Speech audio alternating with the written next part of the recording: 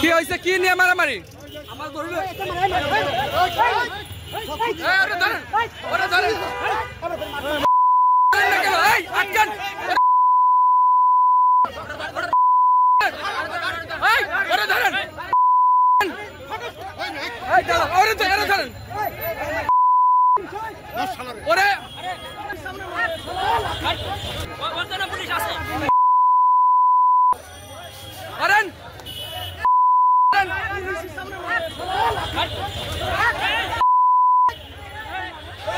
কেন মারলেন ওনাকে একটু জানতে চাই। ভাই উনি হচ্ছে ঢাকা দক্ষিণ তাঁতিলীগের সভাপতি, উনি হলো আওয়ামী লীগ এবং উনি হলো মামলাবাজ। ওনার সিন্ডিকেটে পুরো বাংলাদেশের ন্যূনতম 2000-এর অধিক লোক মামলা জর্জরিত। উনি বেগম খালেদা জিয়ার নামে মামলার বাদী। ওনার নিজের মুখে বলা ওই প্রেস আমাদের কাছে ভিডিও আছে, প্রমাণ আছে। এই জন্য ওনারা আমরা খুঁজতেছি, আমরা ওনাকে পাচ্ছি না। উনি গত 3 দিন আগে আমার 3টা মামলা দিয়েছে মানব পাচার, আসলে ভুয়া। উনি হলো ভুয়া মামলার বাদী। ওনারা আমরা সাবাক থানায় নিতে যাইতেছি অ্যারেস্ট করার জন্য। এলএমই সার্টিফাইড বিশ্ব সেরা কপারে তৈরি ওয়ালটন কেবলস, যা আপনার স্থাপনাকে রাখবে সব সময় নিরাপদ।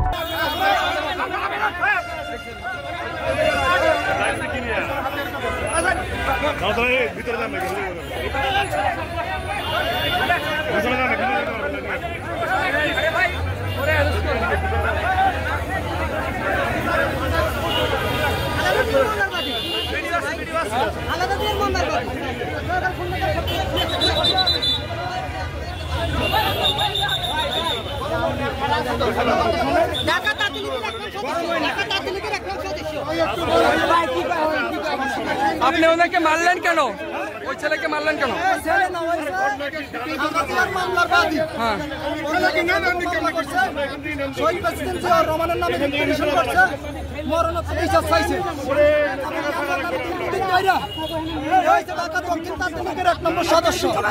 আপনি পুলিশের সামনে পুলিশকে ওভারটেক করলে মারলেন কেন? জানতে চাই আপনার কাছে। কোন কাজ করেন? আপনি এভাবে মারতে পারেন? মাথা ফাটাই দিতে পারেন?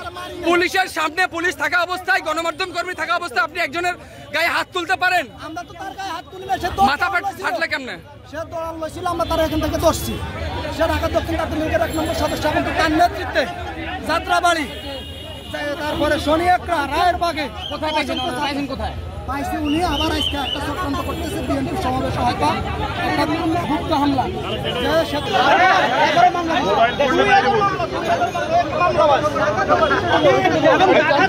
জানতে চাই কেন মারলেন ওনাকে একটু জানতে চাই। ভাই উনি হচ্ছে ঢাকা দক্ষিণ তাঁতিলীগের সভাপতি, উনি হলো আওয়ামী লীগ এবং উনি হলো মামলাবাজ। ওনার সিন্ডিকেটে পুরো বাংলাদেশের ন্যূনতম 2000-এর অধিক লোক মামলা জর্জরিত।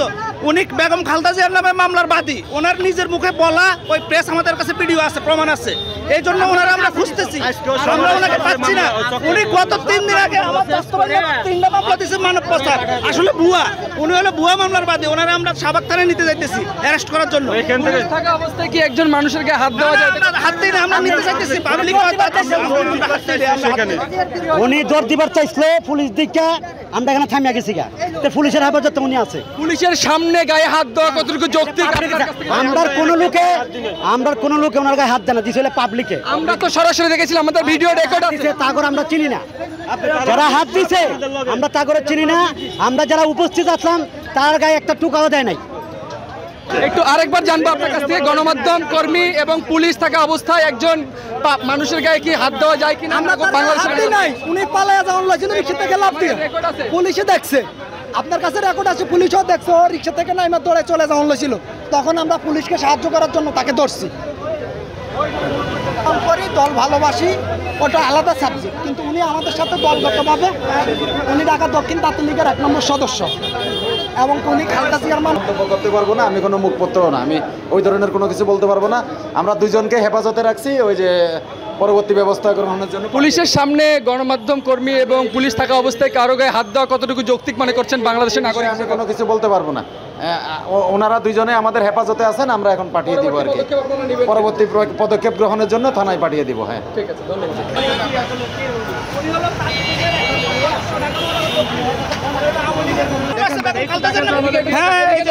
বেগম খালেদা জিয়ার নামে উনি মামলা করছে, নিজে প্রমাণ দিচ্ছে যে আমি বেগম খালেদা জিয়ার সংবাদ সম্মেলন করে নিজে বলছে আমি বেগম খালেদা জিয়ার নামে মামলা দিচ্ছি। উনি নিজে বলছে এই যে এটা তার প্রমাণ ভিডিও আছে আমাদের কাছে। আইনগত ব্যবস্থা না নিয়ে কেন আপনারা সরাসরি তাকে হামলা করলেন? আমরা তার ধরছি, হামলা করি না, আমরা নিতে গেছি, মারি নাই, ওই রিক্সা থেকে পড়ে গেছে, মারি নাই।